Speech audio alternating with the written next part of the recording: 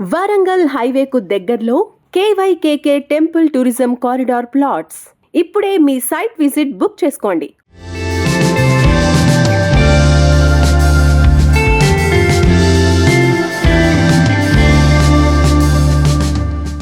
నమస్తే. ధాత్రి టీవీ తెలుగు అడ్డా కార్యక్రమానికి స్వాగతం. భమిడిపల్లి నరసింహమూర్తి అనే రచయిత పేరు విన్నారా? బహుశా వినుండకపోవచ్చు, కానీ బ్నిమ్ అనే పేరు వినుంటారు.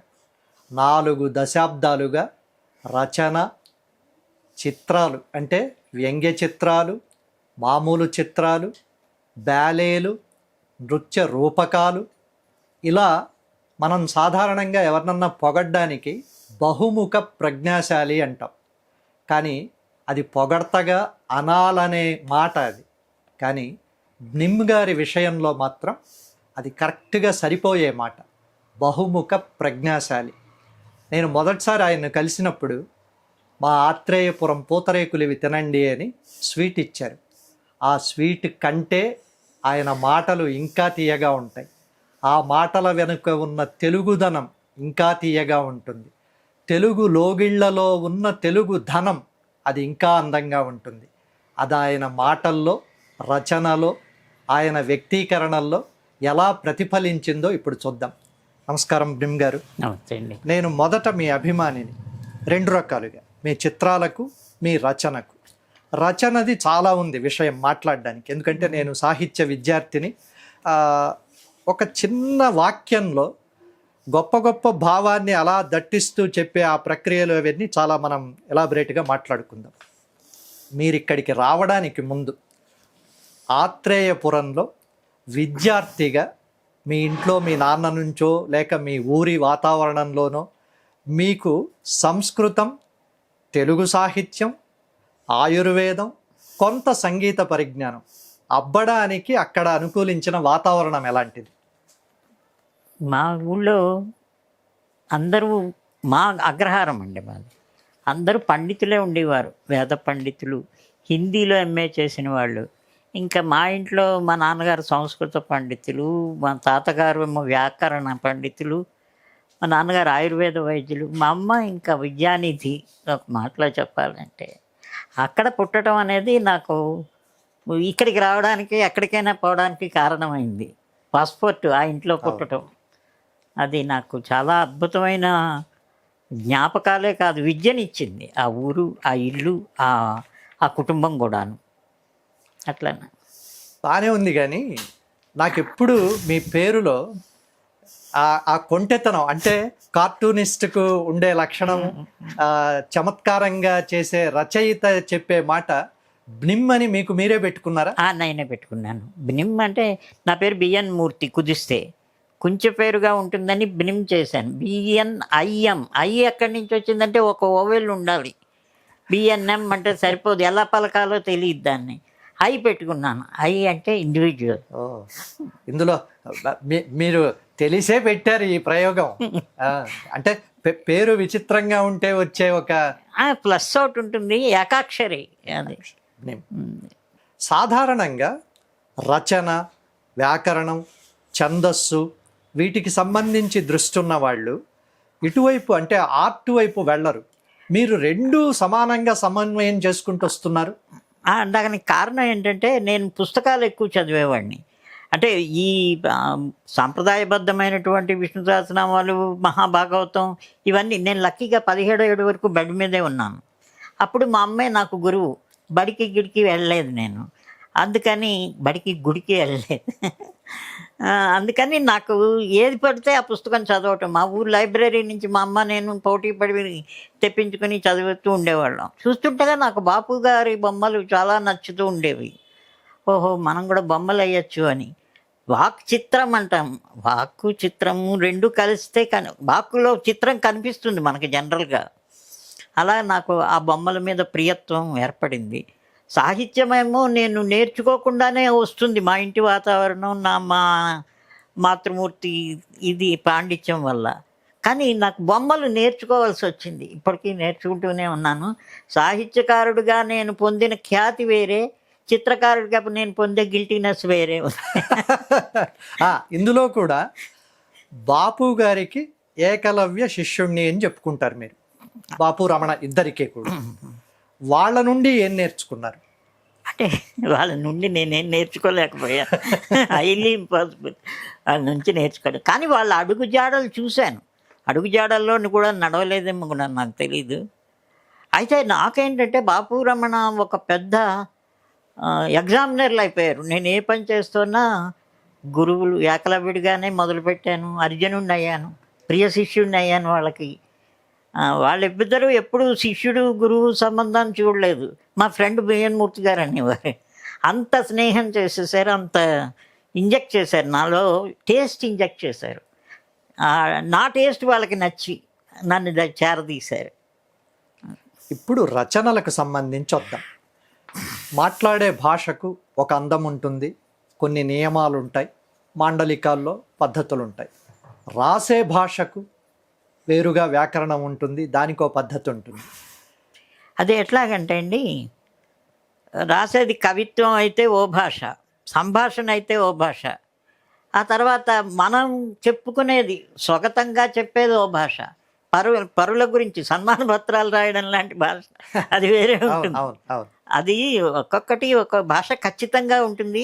అది పిల్లలతో మాట్లాడినప్పుడు మనం పిల్లల భాష మాట్లాడతాం, పెద్దలతో మాట్లాడినప్పుడు గురువులతో, ఇంట్లో వాళ్ళతో, బయట వాళ్ళతో అలాగే మారిపోతుంది. దాన్ని ప్రత్యేకంగా ఇది ఇప్పుడు పద్యం రాయిచున్నాను కనుక ఈ గ్రామర్ నేను పాటించుట అనేది ఉండదేమో అనుకుంటాను నేను. అలవోకగా వచ్చేస్తుంది. అంటే దాంట్లో పరకాయ ప్రవేశం చేసినట్టు అన్నీ ఉంటాయి కదా. నేను ఫస్ట్ లిటరేచర్, నేను అందమైన ఉత్తరాలు రాసుకునే బాపు గారిని ఆగాలి, కొన్ని మాటలు అలా ఫ్లోలో వెళ్ళిపోతే మళ్ళీ ప్రేక్షకులు పట్టుకోరు, అది లిటరేచర్ అనుకుంటారు. ఆ లిటరేచర్ ఉత్తరాలు రాయడం నాకు చాలా బాగా వాళ్ళని ఇన్స్పైర్ చేసింది ఉత్తరాలే అని. నాకు మంచి కలం స్నేహితులు ఉండేవారు.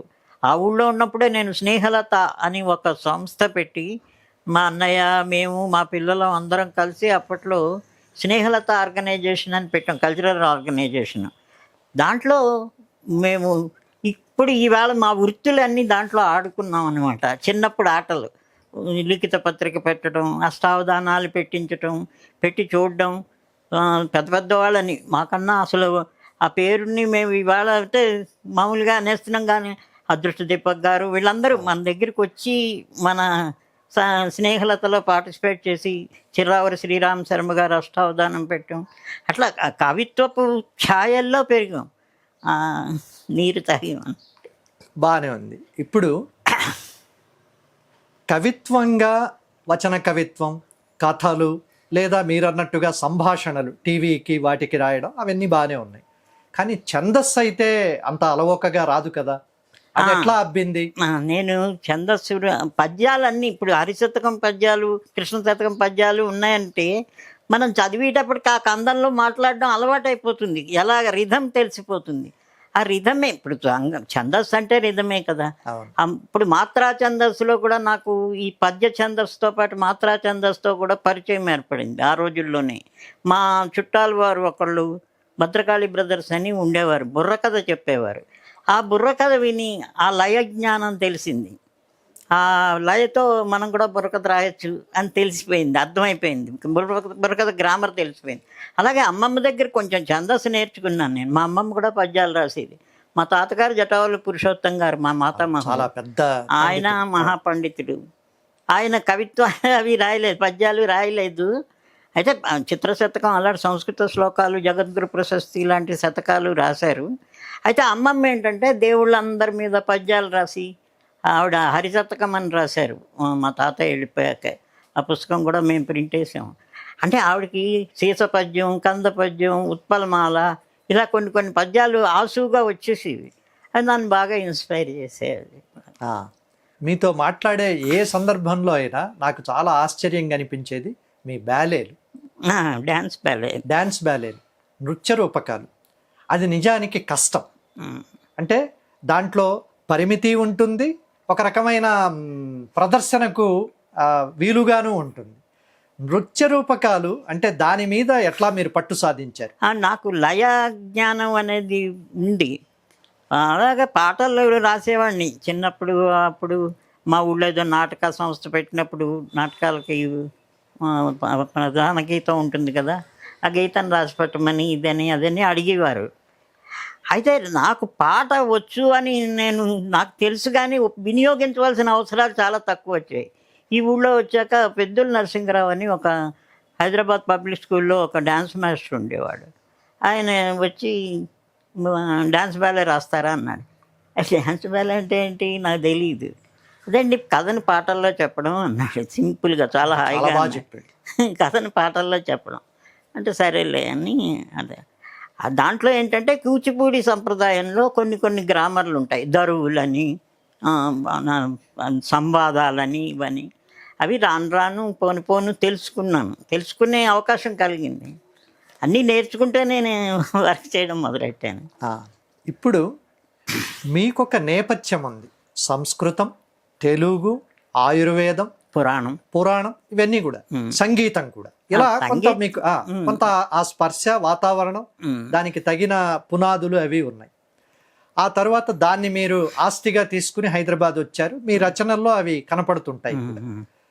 ఇప్పటి జనరేషన్లో రచయితలు కావాలి, మాధ్యమాలు చాలా ఉన్నాయి, ఎన్నో వేదికలు ఉన్నాయి. ఇంకా మీకు ఇది వరకు మీ రోజుల్లో వేదికలు తక్కువ, ఇప్పుడు చాలా వేదికలు ఉన్నాయి.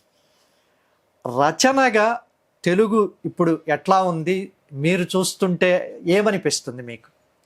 అంటే రచన ఎవరి బ్రెయిన్ వాళ్ళది, నిజానికి ఎవరి రచన వాళ్ళది, ఎవరు చెప్పదలుచుకున్నది వాళ్ళకి క్లారిటీ ఉంటుంది కనుక అది కథలైనా రాస్తున్నారు, కవిత్వమైనా రాస్తున్నారు, వచన కవిత్వమైనా రాస్తున్నారు, అన్నీను.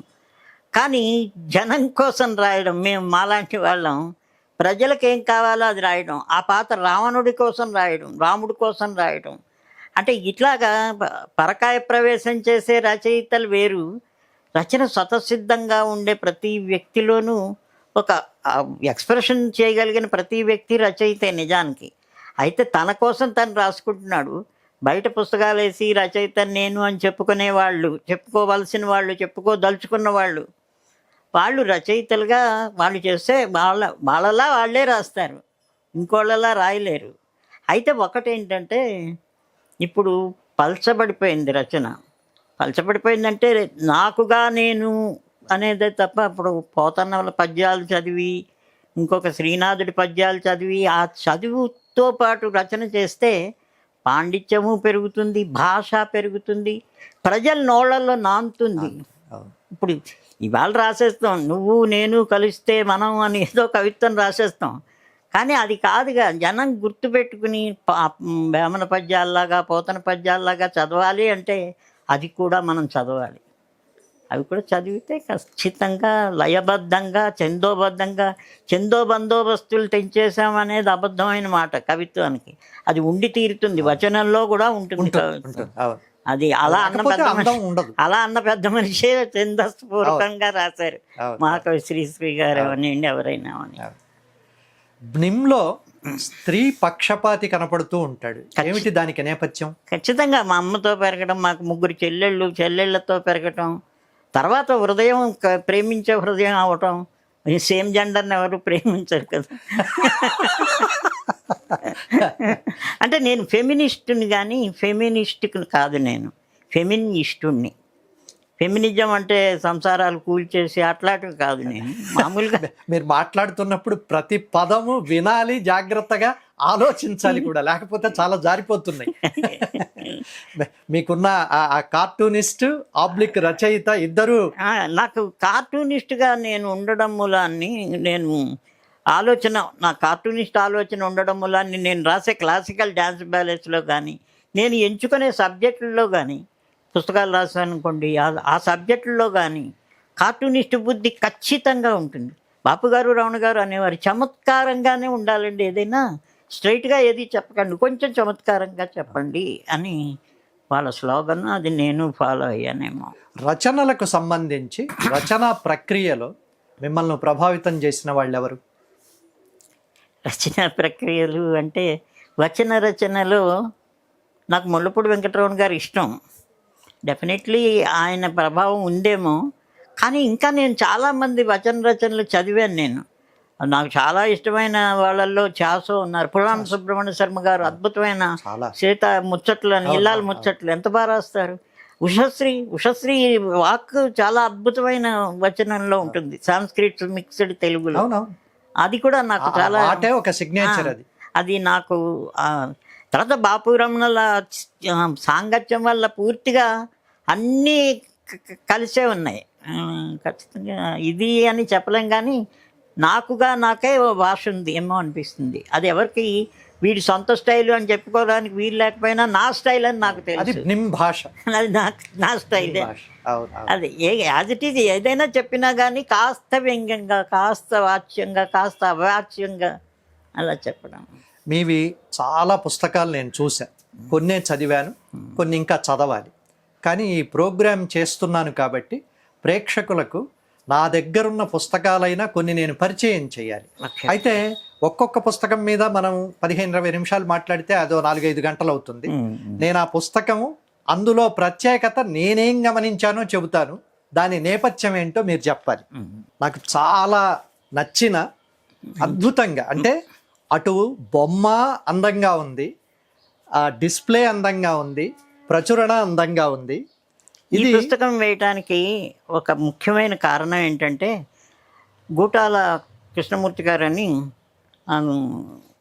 లండన్లో విదేశాంధ్ర ప్రచురణలు అనే సంస్థ స్థాపించి, ఇందులో ఉన్న ఈ కవిత ఒరిజినల్ పార్ట్ శ్రీశ్రీ గారి హ్యాండ్ రైటింగ్. ఓ బ్రహ్మాండం. అదే దాంట్లో ఆయన ఏం చేశారంటే, బాపు గారిని మహాప్రస్థానం శ్రీశ్రీ హ్యాండ్ రైటింగ్తో వేస్తున్నాను, దానికి కొన్ని బొమ్మలు వేస్తే బాగుంటుంది అంటే బాపు గారు చాలా ఆనందపడ్డారు. ఎందుకంటే విదేశాంధ్ర ప్రచురణలు, మహాకవి శ్రీశ్రీ మహాప్రస్థానానికి బొమ్మలు వేయటం it's not a simple thing. చాలా పుణ్యం చేసుకుంటే నాకు అవకాశం దొరికింది అని బాపు గారు దాంట్లో కూడా రాస్తారు. అలా రాస్తున్నప్పుడు, ఆయన బొమ్మలు వేస్తున్నప్పుడు చాలా బొమ్మలు వేశారు, ప్రతి కవితకి బొమ్మలు వేశారు, ప్రేమించి వేశారు, ఆ కవితను గౌరవించి వేశారు. తను చాలా గొప్ప చిత్రకారుల స్థాయిలోకి వెళ్తున్నాననే ఉద్దేశంతో కొత్త రకమైన స్టైల్ క్రియేట్ చేసుకుని వేశారు. బాపుగారిలో గొప్పతనం ఏంటంటే అండి, ఏ రచన తీసుకున్నా ఆ రచన ఆ సీరియల్కి ఒక స్టైల్ ఆయన సొంతంగా క్రియేట్ చేసుకుంటారు. ఆ బొమ్మలు చూస్తే ఇది పలానా సీరియల్కి వేసిన బొమ్మలు అని చెప్పేచ్చు, కాస్త బాపుని చదువుకున్నవారు. అలాగా పోతన పద్యాలు వీటికి వేసిన బొమ్మలకు ఒక స్టైలు, రామాయణం వేస్తే ఒక స్టైలు. ఆయన స్టైల్ మార్చడంలో ఆయన పెద్ద జీనియస్.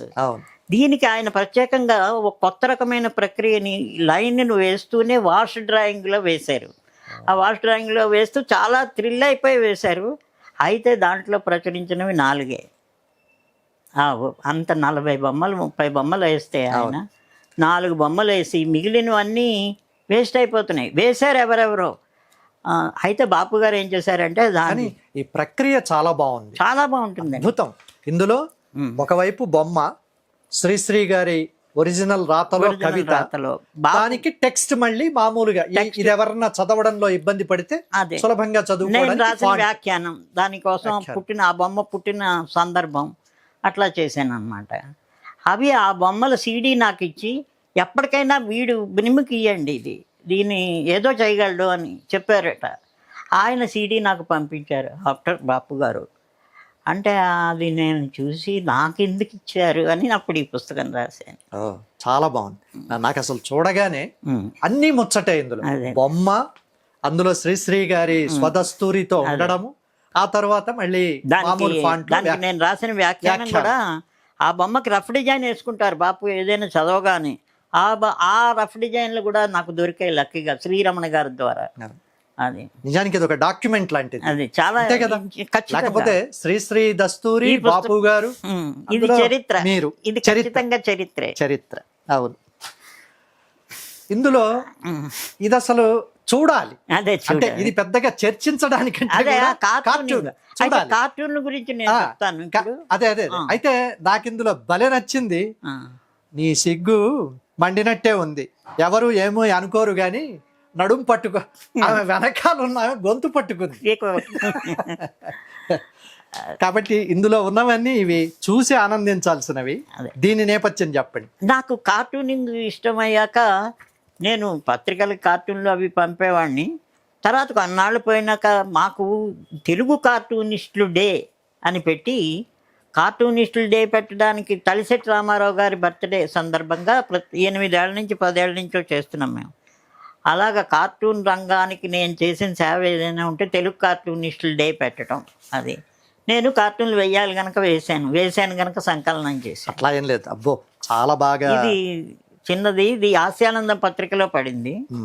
జడపద్యాలు. జడపద్యాలు.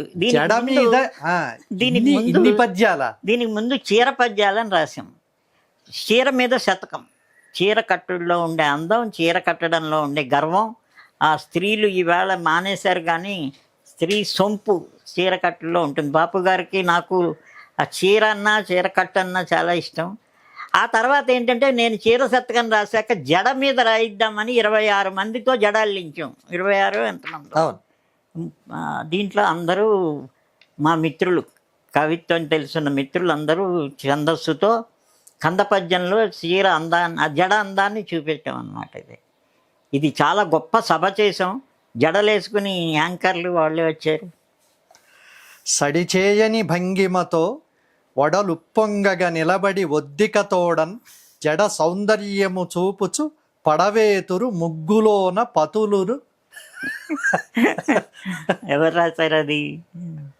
ఒక్కొక్కళ్ళు ఒక్కొక్క 5 పద్యాలు రాశారు. జడ మీద మీరు చాలా అల్లారు. జడ మీద జడలు అల్లారు. ఇది చాలా మంచి పుస్తకం. మరపురాని మాణిక్యాలు. ఇది ఆంధ్రభూమి వీక్లీలో ఉండగా నేను ఒక ఫీచర్ లా మొదలు పెట్టాను. కందుకూరి వీరేశము కరుణామృత హృదయము విధవరాలి నొసటి వ్రాలు మార్చి తీర్చె కుంకం. అది కదా, కరెక్ట్ కదా. అది ఆవిడ నొసటి రాలు మార్చి. తెలుగులో ఇటు మీరు రాసింది, ఇటేమో వారి గురించి తెలియడానికి ఎప్పుడు పుట్టారు, ఎప్పుడు చనిపోయారు అని 4 లైన్ల పోయము, ఒరిజినల్ ఫోటో, ఆ తర్వాత క్యారికేచర్ గా మీరు వేసింది. అది చాలా మంచి పుస్తకం, మంచి కృషి. అది ఇందులో నేను ఇవన్నీ చదివాను. బా, ఎట్లా ఎంతెంత గొప్పగా మెన్షన్ చేశారని అనిపిస్తుంది. విధవరాలి నొసటి వరాలు మార్చి తీర్చి కుంకం అంటే నాకు చాలా మంచి పదంలా అనిపి. అవును.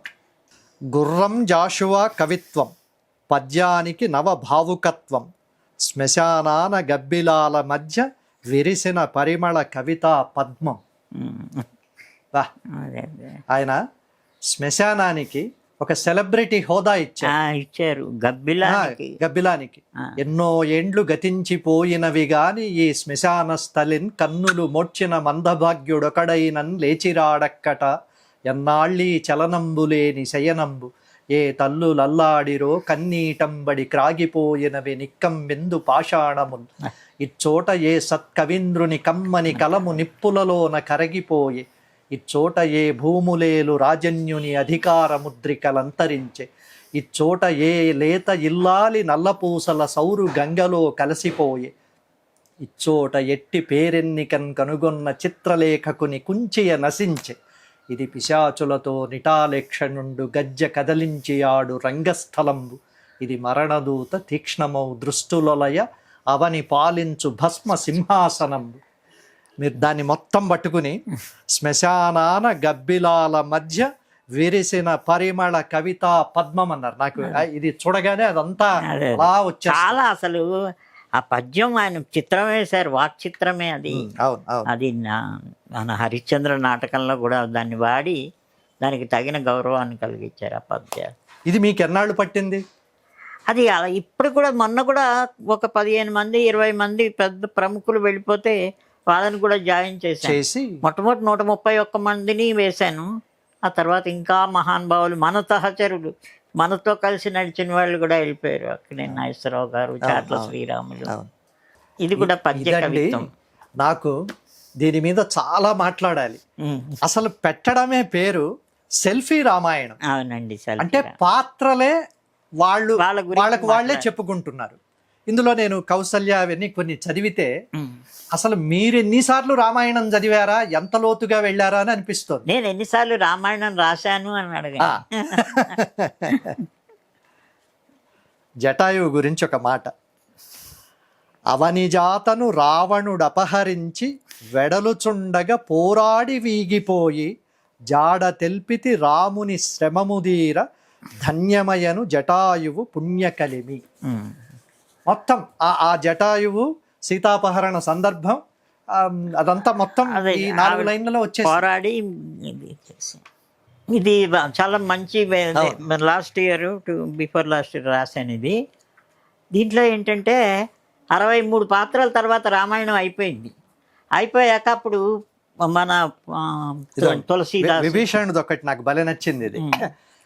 నే విభీషణ పల్కెద నీతి నియతి అన్నలిల్వురు నా మాటలకట వినరు చెప్పేశారు మొత్తం. ఏం విభీషణుడు చెప్తాడు కదా, దూతను అలా చంపకూడదు, మొదటి రోజు నుంచి చెబుతూనే ఉంటాడు. వినాడు, నువ్వు ఎలాగూ మారేలాగా లేవు, నేను ఇలాంటప్పుడు ఇక్కడ ఉండకూడదని వెళ్ళిపోతాడు. ఆయన శరణు చూస్తాడు. మంచి చెప్పితి నే సీతమాత గూర్చి రావణుడు నన్ను పొమ్మనే రాముదరికి.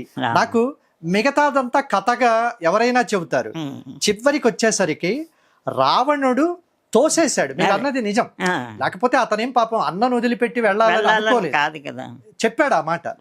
రావణుడు నన్ను పొమ్మనే రాముదరికి. ఇక్కడ కవిత్వము, దానికి సంబంధించిన ఆ లాస్ట్ పంచ్ అంటారు చూడండి, దాన్ని ఇలా ప్రతిదీ అవును బాగా వచ్చాయి.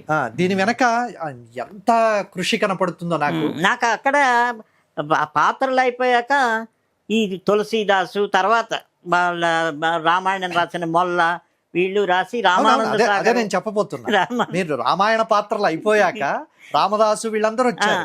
ఆ రామదాసుది ఎంత బాగుందో, అసలు కంచర్ల గోపన్న అనవలదిక. ఇంకా ఎందుకంటే అది అయిపోయింది, ఆ రోల్ అయిపోయింది. రామదాసన మరియును నా మనంబు రామచంద్రుని మనమును రంజనమగు. రామదాస్ అంటేనే ఆయన మనసు రాముడి మనసు కూడా. నాదు కీర్తనలు తెలుపు నా చరితం.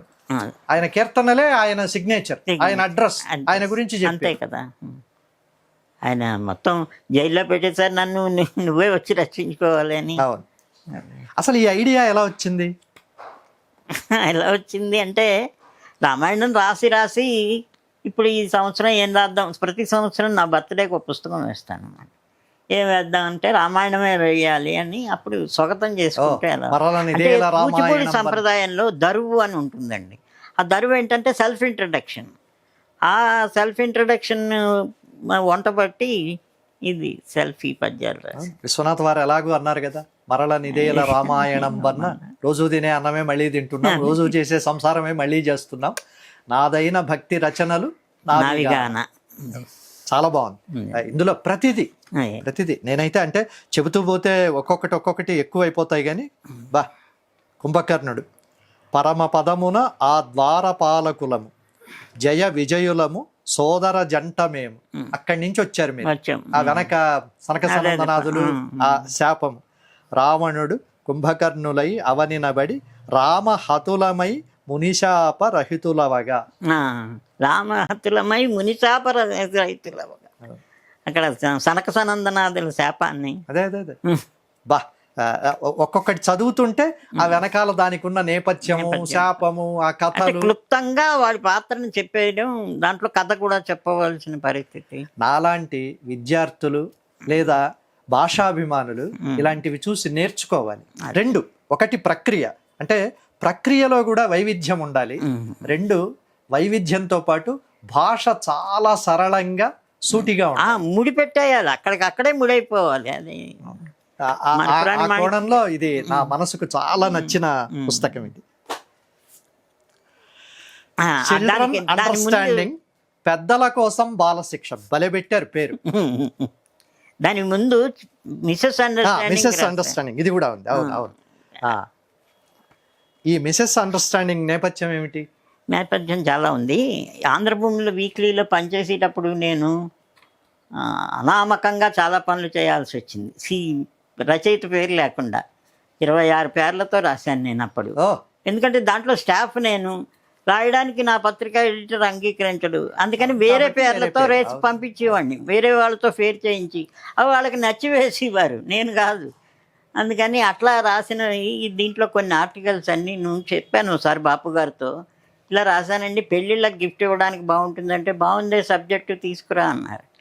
తీసుకొస్తే అవి బొమ్మలు వేసేసి 24 బొమ్మలు స్వాతికి పంపిస్తున్నాను నేను ఇవన్నారు. పంపించారు. స్వాతిలో వీక్లీలో వచ్చాయి.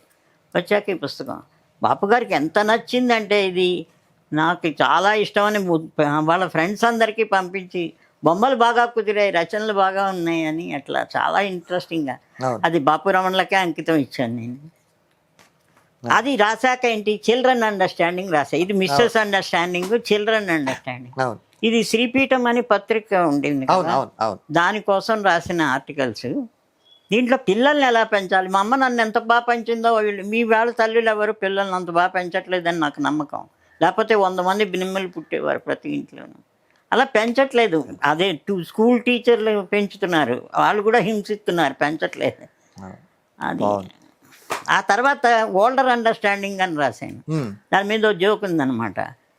పెళ్ళి కాకుండా మిస్సెస్ అండర్స్టాండింగ్, పిల్లలు లేకుండా ఇది ఓల్డర్ అండర్స్టాండింగ్. మరి పెద్దోడయ్యో కదా రాసావు అంటే నాకు నేను ఓల్డ్ కాలేదులే అని ఓల్డర్ అండర్స్టాండింగ్. అవును అది ఇది మనం ఇందాక మాట్లాడుకున్న బాలేలు. బ్యాలేలు చాలా ఈ నృత్య రూపకాల్లో కొన్ని మాత్రం అంటే నేను ఇప్పటికి 318 రాసినట్టు, ఇప్పటికి పూర్తయినట్టు. 318లో నాకు ఇవి మాత్రమే ప్రచురించే అర్హత ఉంది. వీళ్ళు డబ్బులు ఎగ్గొట్టిన వాళ్ళు లేదా రైట్స్ నేనే నా కోసం నేను రాసుకున్నవో అయి ఉంటాయి. ఓకే, బ్యాలే రాసే పద్ధతి ఏమిటి, మీరు ఏం పెట్టుకుంటారు నియమం? అంటే ఒకటి కూచిపూడి గ్రామర్ ఉంది, ఆ గ్రామర్లోనే వెళ్తాము. వెళుతున్నప్పుడు కూడా ఏంటంటే ప్రత్యేకత ఉండాలి ఏదో ఒకటి. అదే రామాయణం రాస్తున్నా ఒకసారి ఓపెనింగ్ ఒకటి, ఒకసారి ఓపెనింగ్ ఒకటి, ఒకసారి ప్రజెంటేషన్ ఎవరు చెప్తున్నారు కథ అనే దాన్ని బట్టి కొత్త కొత్త యాంగిల్స్ దొరుకుతాయి. అది వారధి కట్టడం అంటే కోతే వారధి కడుతుంది అనేది ఉంది, కానీ 5 సార్లు 5 రకాలుగాను పాట రాయాలి. నాకు ఇంకొక అదృష్టం ఏంటంటే నాకు ఇవాళ రాసింది రేపు మర్చిపోతా. అది లక్కీగా నాకు మెమరీ తక్కువ, అందుకని నాకు చాలా కొత్త యాంగిల్స్ దొరుకుతాయి అన్నమాట.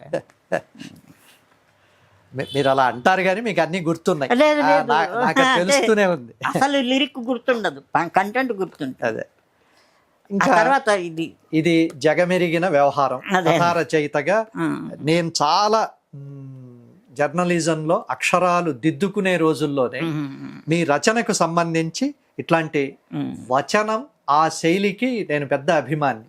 చాలా సరళంగా రాయడం, అలా చదవగానే ఆ పాత్రలు మన ముందు మాట్లాడుతున్నట్టుగా అనిపించడం, ఒక 2వ లైన్ 3వ లైన్ అయ్యేసరికి ఆ సన్నివేశంలోకి వెళ్ళిపోవడం. ఇది అలా రాయాలంటే నాలాంటి వాళ్ళు ఏం చేయాలి చెప్పండి, ఎవరన్నా చిట్కాలన్నా చెప్పండి. మన కోసం రాయాలి అనుకోవాలి. నా ఉద్దేశంలో ఎవరి కోసం రాస్తున్నాము అనుకోకుండా మన కోసం రాస్తున్నాము అనుకుంటే, ఇందాక ఏదో చూస్తాం ఒక న్యూస్ ఐటమ్, అరే అని ఎంతో బాధపడుతుంది హృదయం. అప్పుడు మన కోసం డైరీ రాస్తున్నట్టు కథ రాసుకుంటే కథ అయిపోతుంది. అవి 100 కథలండి నాన్ స్టాప్గా, ప్రతి వారం ఒక కథ ఇవ్వాలి. Andhrabhoomi weekly editor A S Lakshmi గారు అడిగారు అన్నమాట, నువ్వు ఫీచర్ రాయాలి పత్రిక అని. తప్పకుండా ఎవరి మీదైనా రాసేయచ్చు, చక్కగా ఐసుపోటు బండివాడి మీద రాయొచ్చు, ఇంకోటి మీద.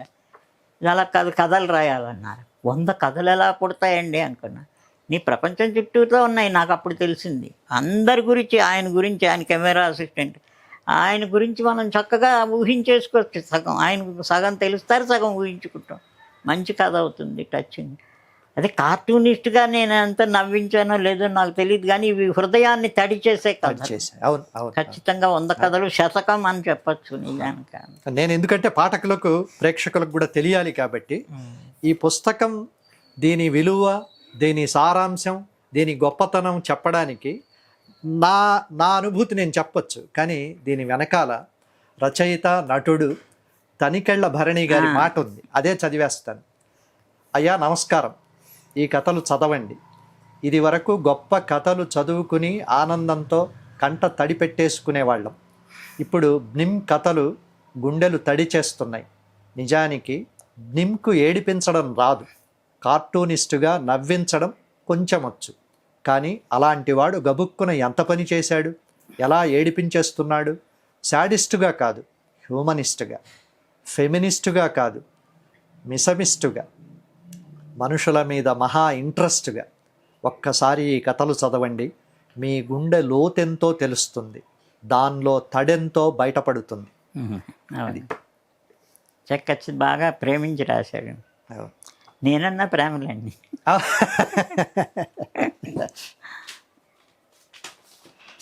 రచయితగా నిమ్ అసంపూర్తిగానో లేక నేను ఇది రాయలేకపోయాను అనుకున్నవి ఏమన్నా ఉన్నాయా? ఇంకా చాలా రాయాల్సినవి ఉన్నాయి. రాయలేకపోవడం అనేది అయితే ఎప్పుడు ఏది రాయాలో తెలియక చాలా ఉన్నాయి. నాకు డ్యాన్స్ బ్యాలెన్స్ ఇప్పుడు ప్రధానమైన వృత్తి, వ్యావృత్తి, ఉపవృత్తి కూడా అయిపోతుంది. అందుకని నేను ఈ సంవత్సరం ఏం పుస్తకం రాద్దామా అని ఆఖరి నిమిషం వరకు ఆలోచించే అవకాశం ఉండట్లేదు. ఈసారి ఇన్ని ప్రింట్ చేస్తున్నారు, ఇవన్నీ చేతులు కాల్చుకుంటున్నారా లేక చేతులకు ఏమైనా? అంటే ఇవి పెట్టుబడి ఖర్చులు వచ్చేస్తాయి, పేరు పెరుగుతుంది అంతే.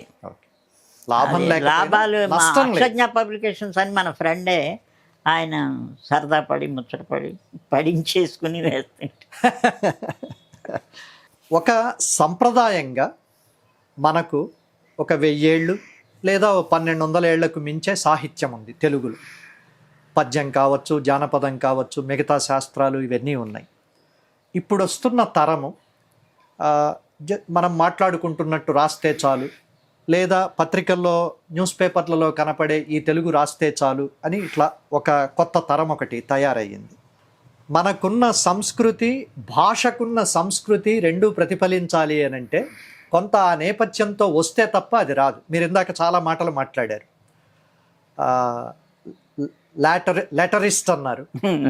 అంటే శబ్ద చమత్కారం ఎట్లా పట్టుకున్నారు? అదే దాన్ని విరుస్తున్నారు. అవును, లిటరేచర్ అన్నారు. సో అలా భాషకు సంబంధించిన ఒక చరిత్ర నేపథ్యం అవేమీ లేకుండా వస్తున్నప్పుడు ఇంకా పోను తెలుగు రచన ఎట్లా ఉంటుంది అనుకుంటున్నారు? అప్పుడు తన తండ్రి రాసిన పుస్తకమే కొడుకులకు అర్థం అవ్వని రోజులు వచ్చేసాయి. కొడుకులకు అర్థమయ్యేలా రాయవలసిన పరిస్థితి వచ్చింది. ఒకవేళ తెలుగు వాడు చదవగలిగితే అంటే ఖచ్చితంగా వాడికి దిగజారి రాయడమే. మనం పోతన పద్యాన్ని చూసుకుని, అదే పోనీ వ్యాసుడు రాసిన సంస్కృతం అర్థం కాక పోతనానువాదం చదువుకున్నాం. పోతనానువాదం అద్భుతం అనుకుంటూ ఉంటే దానికన్నా వచనం ఉషశ్రీ గారు కూడా రాయాల్సి వచ్చింది. ఇంకోళ్ళు ఇంకా లైటర్ విన్లా వెళ్ళిపోవాలి. అంటే అది అంతేనా? ఇంకా నువ్వు పాతవి మర్చిపోతుంటే నీ ఇంటి పేరే రేపు పొద్దున్న మర్చిపోతావు. ఇంటి పేరు మర్చిపోతారు చాలామంది. మీ తాత నేను అడిగానండి ఒక అమ్మాయిని, మీ అమ్మమ్మ గారి పేరేంటని. వెర్రిమొహం పెట్టింది. అంటే తను పుట్టగానే పట్టుకుని ఇది మొట్టమొదటి అమ్మమ్మే, అమ్మ కాదు. ఆ అమ్మమ్మ పేరే మర్చిపోతున్నారు. అసలు తెలుగు భాష మాతృభాష అనుకోడు, అమ్మమ్మ భాష అయిపోయింది. మాతామహి భాష. పుస్తకాలను పరిచయం చేసేటప్పుడు డ్యాన్స్, బ్యాలేలు, నృత్య రూపకాల గురించి మాట్లాడాం. కానీ అందులో ఉన్న మాధుర్యం తెలియాలంటే మీరే ఏదైనా కొంత పాడాలి లేదా చదవాలి. అప్పుడు చాలా గొప్పగా ఉంటుంది. నేను పాడలేను కానీ చదువుతాను. నాకు నిజంగా చదవాల్సిన పరిస్థితి ఉంది. లేకపోతే నాకు ఎన్నో బాగా వచ్చినాయి అనిపించినవి ఉన్నాయి. ఇందులో బ్నిమ్ బ్యాలేలని కొన్ని మాత్రం వేశాను. దాంట్లో గజేంద్ర మోక్షంలో ఈ ఏనుగులు, ఏనుగులతో కలిసి ఈ గజరాజు ఆనందిస్తున్న దృశ్యానికి పదానికి రెండు దేవేరులారా నిండు కాసారమునకు ఆడేమీ నీటి తరగల ఓడేదే లేని ఆటలు చివ్వు నా నీరము పీల్చి రివ్వు నా నింగిన కొడితే రయ్యంటూ కురియుచుండు వానజల్లు అల్లదిగో మెరియుని చూడు హరివిల్లు.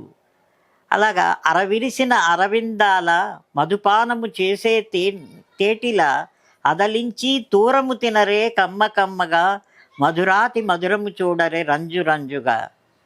తొండమ్ములు పీల్చిన నీటిని గట్లమ్మట చిమ్మి ఊదరే జలధారలు వీడిన మీనులు తద్దినతోం అల్లాడే విలవిల్లాడుచు తడిగినతోం అని. అంటే డాన్స్ కావాలి కావాలి.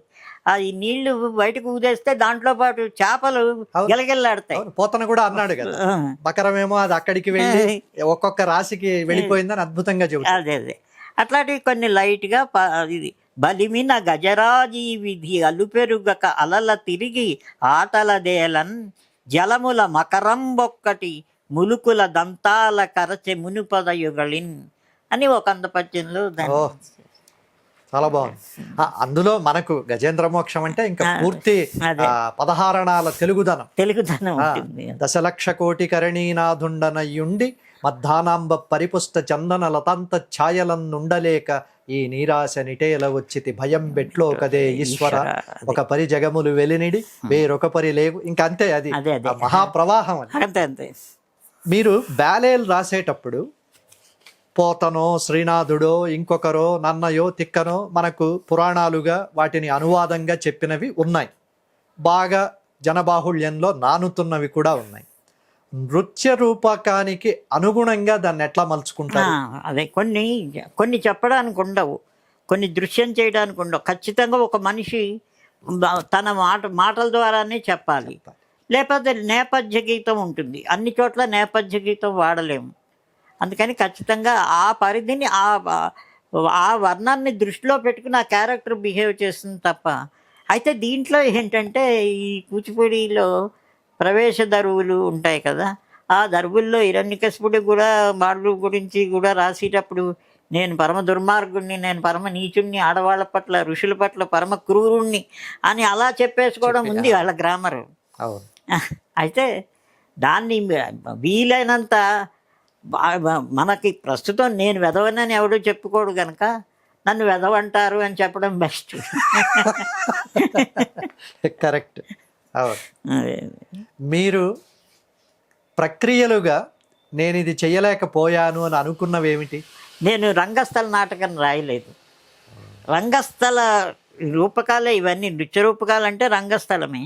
రంగస్థల నాటకం రాయలేదని, నాటికి రాయలేదని నాకు కొంచెం ఉంది. కానీ తల్లార్జున సుందరం గారని మా చాలా ప్రఖ్యాత రచయిత, ఆయన చాలా సాధారణంగా ఉంటుంది. ఆయనకి నేను టీవీ సీరియల్స్ నేను రాసి పెట్టాను. ఆయన టీవీ సీరియల్స్ చేసినప్పుడు డైలాగ్ వెర్షన్, స్క్రీన్ ప్లే అన్నీ నేనే చేశాను. అయితే నేను అడిగినవాడిని, భరణితో రాయించో, శంకరమంచి పార్థసారథితో రాయించో, నాతో కూడా రాయించవచ్చు కదా అని. అంటే ఎందుకో మా ఇద్దరికి కుదరలేదు. ఆయన చాలా బాగా రాస్తారు, ఆయన చాలా రాయించుకుంటాడు కూడా. ఏమి చమత్కారం. అబ్బో అబ్బోయ్. అతను తర్వాత ఉదయభాన్ అని ఉన్నారు, గరికపాటి ఉదయభాన్, ఆయన కూడా మాకు రిలేటివే. ఆయన కూడా నాటకాలు రాస్తారు, కానీ ఆయన పంథా వేరు, ఆయన సొంతంగా రాసుకుని చేసుకుంటారు. ఇక్కడ సుందరం అలా కాదు. సుందరం తన ఒక బ్రెయిన్లో పుట్టి రచయితతో చెప్పించి మళ్ళీ చెప్పు అని అప్పుడు అదే. ఇప్పుడు నేను ఇదివరకు మీ ఇంటికి వచ్చినప్పుడు కానీ ఇప్పుడు కానీ ఎక్కడ కూర్చోవాలో నాకు తెలియట్లా. ఎక్కడ కూర్చుందామన్నా పుస్తకాలు, పేపర్లు, పార్సిల్ విప్పినవి, విప్పనివి, ప్రింట్ అయ్యి వచ్చినవి, పాతవి. అక్కడ ఫస్ట్ ఎంట్రన్స్లో లైబ్రరీలో మీ బ్రదర్ ఇలా షెల్ఫ్ తీయగానే పుల్లెల శ్రీరామచంద్రుడి గారివి కొన్ని వందల పుస్తకాలు ఉన్నాయి. అందులో నేను అవి ఎక్కడన్నా దొరుకుతాయా అని వెతుకుతున్నా. ఇలా ఇంట్లో ఎక్కడ ఏమో ఇక్కడ అక్కడ అవి తీస్తే లోపల ఇందాక అది ఆ తలుపు తీయగానే మహతి కనపడుతోంది. ఆ మహతి అన్న పుస్తకం యువభారతి వాళ్ళ, దాని మీద ఇష్టంతోనే నేను ధాత్రి మహతి అని పెట్టా. ఇవన్నీ ఇలా పేర్చుకుని మీరు అసలు ఎక్కడ కదులుతున్నారు? అంటే ఇక్కడ ఖాళీ చేశాను, నిజంగా చెప్తున్నాం. ఇన్ని ఎత్తు పుస్తకాలు ఉంటాయి. షూటింగ్ కని ఇవాళ షూటింగ్ అంటే ఏం లేదు, ఎప్పుడు ఏది కావస్తుందో తెలీదు. ఇప్పుడు కొత్తగా చదివిది, అర్థం చేసుకునేది, ప్రేమించేవి లేవు. ఇదివరకువే ఒకసారి మళ్ళీ మననం చేసుకోవటానికి రిఫరెన్స్ గ్రంథాలు తప్ప పాఠ్య గ్రంథాలు లేవు ఇప్పుడు. నిజానికి అన్ని రిఫరెన్సులు చూసుకోవాలి, మనం తప్పు చేయకూడదు కదా. అందుకని గమ్ముని కరెక్టేనా ఒకసారి మళ్ళీ చూసుకోవాలి. అమరకోశం నాకు నిత్యపారాయణం, బ్రౌన్యన్ నిఘంటువు, అవి ఎప్పుడు మనకి పదాలు, కొత్త పదాలు పడతాయి. మనం విచిత్రం చెప్పనండి, ఈ పదం బాగుంటుంది ఇక్కడ అని రాస్తాను, అది కరెక్ట్ అర్థం అక్కడ పడుతుందా పడదా అని చూస్తే దేవుడి దగ్గర పడుతుంది అనమాట. అక్కడ ఆ పదం కొత్త పదం అనుకుంటాను నేను, నా బుర్రకి కూడా నా ఊహకు లేదు. అలా రాస్తే ఎలా ఉంటుందంటే అది ప్రామాణికం అయితేనే వాడాలి, ప్రామాణికం ఉంటుంది లక్కీగా. ఎక్కడో కానీ ఇది అనకూడదు అని డిసప్పాయింట్ అయిన సందర్భాలు లేవు. మీ జర్నీలో హైదరాబాద్కు వచ్చినప్పటి నుండి ఇప్పటిదాకా మీ వెంట నిలబడి తోడుగా మీకు బాగా బలమిచ్చిన మీ సొంత వాళ్ళెవరు, బయట వాళ్ళెవరు? అది కొంత తెలియాలి ప్రేక్షకులు. అంటే నేను ఎక్కువ దమ్ము తెచ్చుకున్నాను. మీకు మీరే నాకు నేనే Self అంటే నేను ఏం motivation. చేస్తున్నాను, మా ఇంట్లో వాళ్ళకి ఇది చేస్తున్నాను అంటే ఓ చేస్తున్నావా అని మా అన్నయ్య మా అమ్మ అందరూ ఆనందించేవారు. అయితే నేను కార్టూనిస్ట్గా ఆంధ్రభూమిలో ఉద్యోగం చేసి అసలు మొట్టమొదటి వికాస్ అడ్వర్టైజర్స్ అని ఒక ఇంత ఆఫీసులో నేను మా బాసు మాత్రమే ఉండే చోట నేను మొట్టమొదటి పనికి కుదిరాను 250 రూపాయలు స్టైఫండ్తో. వికాస్ అడ్వర్టైజర్స్ ఏవిఎస్ రావు గారు ఆయన దగ్గర నేను ఉండడం వల్ల ఒక కొత్త సర్కిల్ కవులు వచ్చేవారు అక్కడికి, కుందుర్తి గారు ఇలాంటి పెద్దవాళ్ళు వచ్చేవారు. వాళ్ళని చూడడం, వాళ్ళ ప్రమేయం అది ఉండేది. అప్పటికి నేను వచ్చింది చాలా ఎక్కువ ఆఫీస్కి నా మెదడుతో. అయితే వర్క్ నేర్చుకున్నాను అక్కడ. ఆ తర్వాత 250 స్టైఫండ్ సరిపోలేదు నాకు. మా అన్నయ్య ఇక్కడి నుంచి ట్రాన్స్ఫర్ అయిపోవడమో ఏదో జరిగి ఇంకొకళ్ళు ఇంట్లో పేయింగ్ గెస్ట్గా ఉండాల్సి వస్తే ఆ డబ్బు చాలలేదు. చాలకపోతే ఇంక వెనక్కి వెళ్ళిపోదాం అంటే పొగరు, ఇంటి దగ్గర నుంచి డబ్బులు తెచ్చుకోవడం ఇష్టం లేదు, వెనక్కి వెళ్ళిపోదాం అనుకునేంతలో మళ్ళీ ఉద్యోగం వచ్చింది ఆంధ్రభూమి వీక్లీలో. శంకు గారు అని ఆయన రికమెండేషన్తో వచ్చింది ఆంధ్రభూమి డైలీలో. అక్కడ నేను కొన్నాళ్ళు పనిచేసా, 11 నెలలు. 1100 జీతం అప్పుడు. చాలా చాలా పెరిగింది. ఆ తర్వాత అలాగ చాలా ఏళ్ళు పనిచేశాక వికాస్ అడ్వర్టైజర్స్ అని ఒక యాడ్ ఏజెన్సీ వాళ్ళకి నేను కాపీ రైటింగ్ చేశాను, ఇంగ్లీష్ టు తెలుగు. అది చేసేటప్పుడు అంటే తెలుగుతనం, నేను ఇంగ్లీష్ నాకు తెలుగులో అనువదించే భాష లేదు నాకు, కానీ దాన్ని చదివి కంటెంట్ అర్థం చేసుకుని నా తెలుగుతనంతో నేను రీటోల్డ్ అనమాట, ట్రాన్స్లేషన్ కూడా కాదు. అలా చేస్తుండగా నాకు ఒకసారి వర్క్ చేసినందుకు 3000 వచ్చిందంటే 3 నెలల జీతం వచ్చింది. టప్మని ఉద్యోగం వదిలేశారు. ఉద్యోగం వదిలేసి ఇవన్నీ స్పాట్ డెసిషన్స్ అన్నీ కూడా. ఆ తర్వాత నుంచి నేను టీవీ సీరియల్స్కి అప్పటికే బొమ్మలు వేయడం, షాడో అనే మెజిషియన్కి ఏవో చేసి పెట్టడం, సన్మాన పత్రాలు రాయటం, ఇట్లా భాష ఉందని జనానికి తెలిసిపోయింది ఈ మధ్యలో. ఆ తర్వాత టీవీ సీరియల్స్ అలా కొన్నాళ్ళు 10 ఏళ్ల పాటు 4 నంది అవార్డులు వచ్చినంత వర్క్ చేశాను. అంటే చాలా మంచి పెద్ద పెద్ద వాళ్ళతో పనిచేశాను అనమాట. ఆ టీవీ సీరియల్స్ ఇంకా 1000 ఎపిసోడ్లు 1,000 ఎపిసోడ్లు రాయాలంటే నాకు అంత జబ్బ పుష్టి లేక నేనేం చేశాను, మానేశాక నాకు ఈ డ్యాన్స్ బ్యాలెన్సే ఇప్పుడు ప్రస్తుత కాలక్షేపం. ఈ మధ్యలో రకరకాల కవర్ డిజైన్లు అని ఇవి. హైదరాబాదులో ప్రతిదీ ఒక జర్నీ కాదు నాది, అక్కడ మలుపులన్నీ తిరిగిందనమాట. మీరెవరికన్నా నేర్పారా? ఎవ్వరూ నేర్చుకోవట్లేదు. నేను అంటే ఎవరో వచ్చి చాలా బాగా నాకన్నా బాగా వేసి వాళ్ళు వచ్చి ఇక్కడ కూర్చొని బొమ్మలు వేసేవారు, నేను గురువు పోజు కొట్టేవాడిని. అంటే వాళ్ళు నిజంగా నాకన్నా బాగా వేస్తారు. అలాగా పాపం వాళ్ళైనా కంటిన్యూ అయితే నాకు మంచి గర్వం ఉండేది. వాళ్ళు ఒక విడిది కోసం ఒక సోఫా కుర్చీ కోసం వచ్చారు. అలా నేర్పించడం అంటూ జరగలేదు. అయితే బొమ్మల విషయంలో, రచనల విషయంలో 2-3 కొంతమంది మొదట్లో నా దగ్గర రాసి, తర్వాత నేను చేసిన ఎపిసోడ్స్ డైరెక్ట్ చేసి, తర్వాత ఇట్లా బాగుంది. తర్వాత మంచి మంచి సీరియల్స్, రావి చందమామ లాంటి సీరియల్ రాశాను. రాస్తే దాంట్లో జేవి సౌమ్యాజులు, రమణమూర్తి, రాళ్లపల్లి, వీళ్ళందరూ పెద్ద పెద్దవాళ్ళు, సుమా ఝాన్సీ, వీళ్ళు వాళ్ళతో పనిచేసే ఆయన పీకే మాన్వి గారని ఆయన చాలా మేధావి. ఆ జీనియస్ గారు దాని డైరెక్టరు, నేను రైటరు. ఆయనకేమో కన్నడ, ఆయన తెలుగు రాదని అబద్ధాలు ఆడతారు, చక్కగా వచ్చాయి ఆయనకి. పంచ్ యాజ్ ఇట్ ఈజ్ తెలుగులో ఉండే నేటివిటీ పంచ్ కూడా ఆయనకు అర్థమయ్యింది. షూటింగ్ చేస్తుంటే ఓకేనా అని ఇలా చూసేవారు, ఇంకొకటి ఎక్కడ అట్లా అని. అది జేవి స్వామిరాజులతో కూడా రీటేక్ చేయించాను నేను. ఇది అందుకని అట్లా అంటే నాకు డబ్బింగ్ ఉచ్చారణ నాకు చాలా ఇంపార్టెంట్. అందుకని శబ్ద బ్రహ్మ అంటారు కదా, అది నేను ఎలా పలుకుతున్నారు వాళ్ళు అనేది, నేను రైటర్ అయినా కేవలం స్క్రిప్ట్ రాసేసి వదిలేయకుండా ఆ డబ్బింగ్కి వెళ్ళి, నా స్క్రిప్ట్ కాకపోయినా తర్వాత ఆర్టిస్టులు ఉండేవారు, సుమా వీళ్ళు, మీరు రండి నేను ఇవాళ వేరే వాళ్ళకి డబ్బింగ్ చెప్తున్నానని, అంటే నేర్చుకుందామని వాళ్ళ కుతూహలం. అట్లా. ఇప్పుడు ఏ రచనా ప్రక్రియలో ఉన్నారు? ప్రస్తుతం అయితే ఇదే డ్యాన్స్ బ్యాలెన్సే రాస్తున్నాను. ఏ సబ్జెక్టులు అవి? ఇప్పుడు రాస్తున్నది మొన్న గోదా కళ్యాణం మళ్ళీ రాశాను. అన్నీ మళ్ళీ రాయడమే. శ్రీనివాస కళ్యాణం మళ్ళీ రాస్తున్నాను.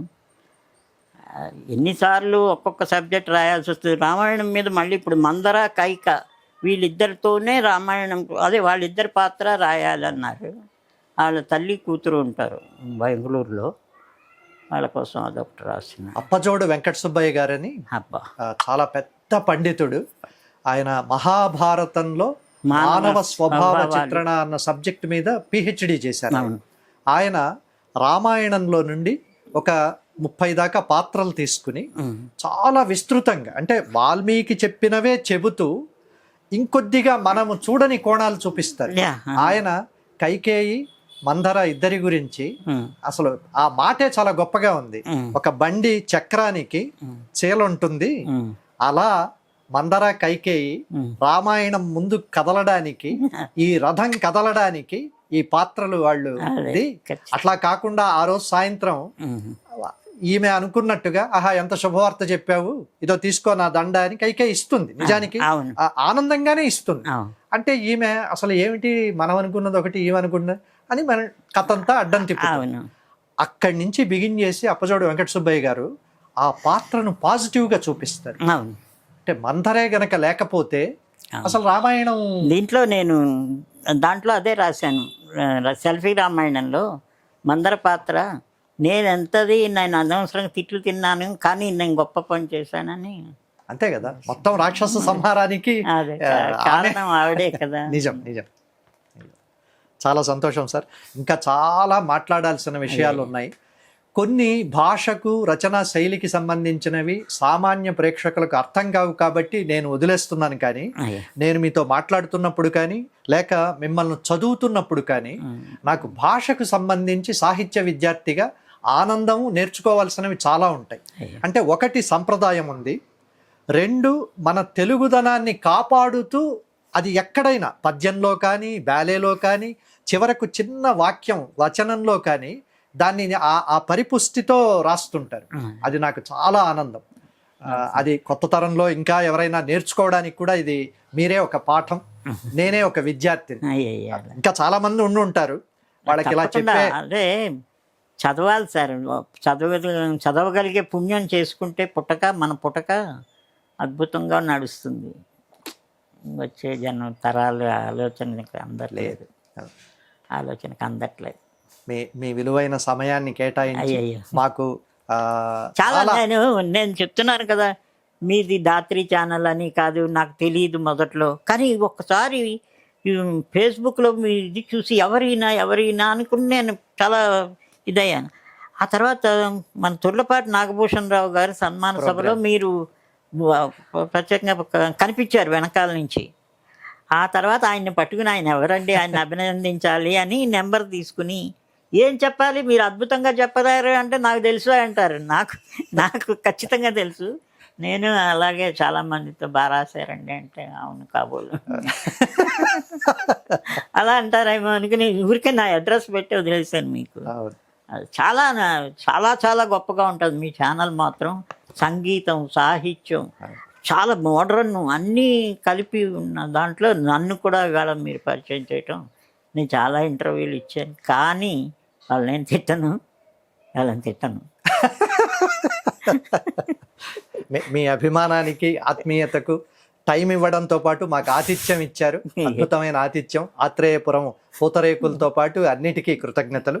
ఇది ఈరోజు ధాత్రి టీవీ తెలుగడ్డ కార్యక్రమం. మరో విశిష్టమైన అతిథితో కలుద్దాం. అంతవరకు సెలవు, నమస్కారం.